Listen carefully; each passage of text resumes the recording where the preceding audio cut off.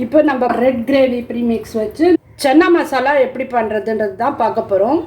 அதுக்கு தேவையான இன்க்ரீடியன்ட்ஸ் வந்து சன்னா வந்து ஊற வச்சு வேக வச்சு வச்சுருக்கேன்.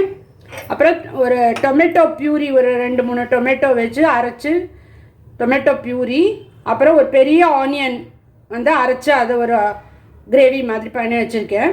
அப்புறம் இந்த சென்னாலேயே கொஞ்சம் ஊற வச்சதை எடுத்து அரைச்சி வச்சுருக்கேன், ஏன்னா அந்த கிரேவி கொஞ்சம் திக்காக வரணுங்கிறதுக்காக. அப்புறம் இது வந்து அப்புறம் 2 ஸ்பூன் ஆயில், அதுக்கப்புறம் ஜீரகமும் கொஞ்சம் தேஜ் பத்தா அந்த பிரியாணி இலை. இப்போ இதில் வந்து ஒரு 2 டேபிள் ஸ்பூன் எண்ணெய் விட்டுருக்கேன்.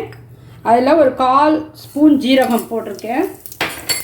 அப்புறம் இந்த பிரியாணி இலை, ஒரு பிரியாணி இலை நல்லா பொரிஞ்ச உடனே இந்த ஆனியன் விழுது போட்டுருணும். அரைச்சி வச்சுருக்கோங்க. சன்னா வந்து ஊற வச்சு வேக வச்சு அப்போவே கொஞ்சம் உப்பு போட்டு வேக வச்சுக்கோங்க. அப்புறம் நம்மளோட ப்ரீமிக்ஸ் பவுடர்லேயே எல்லாமே இருக்குது. உப்பெல்லாம் தேவைன்னா அப்புறமா போட்டுக்கலாம். எதுவுமே தேவையில்லை, நீங்கள் இஞ்சி பூண்டு இல்லை அது இல்லை இது இல்லை எதுவுமே கவலைப்பட வேண்டாம். இந்த பவுடர் இருந்ததுனாலே போதும் நம்மளுக்கு. இந்த ஆனியன் கொஞ்சம் கலர் மாறடுத்து அந்த தக்காளி கிரேவியை விட்டுக்கோங்க. இப்போ தக்காளி வெங்காயம் நல்லா கொதிச்சுட்ருக்கு. இப்போ இந்த ப்ரீமிக்ஸ் பவுடர் 3 ஸ்பூன் இதால் எடுத்திருக்கேன்.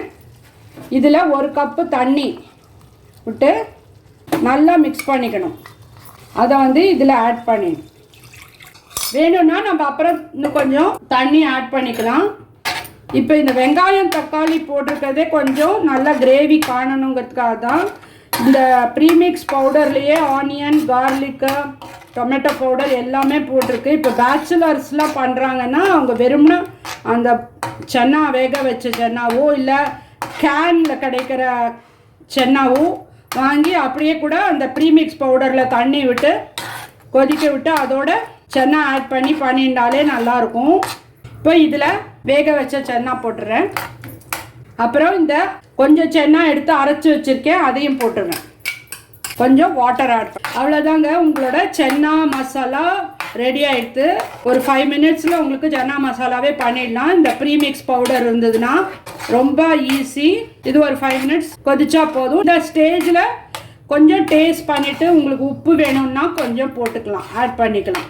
சூப்பரான கிரேவியோட சன்னா மசாலா ரெடி ஆகிடுது.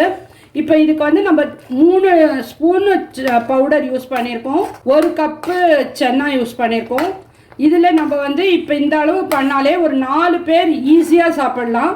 உங்களுக்கு டக்குன்னு ஈஸியான ஒரு சன்னா மசாலா ரெடி ஆகிடுது. இதை இப்போ சர்வ் பண்ணுறது எப்படின்னு காமிக்கிறேன். ஈஸியான ஒரு restaurant style chana masala ready in 5 minutes.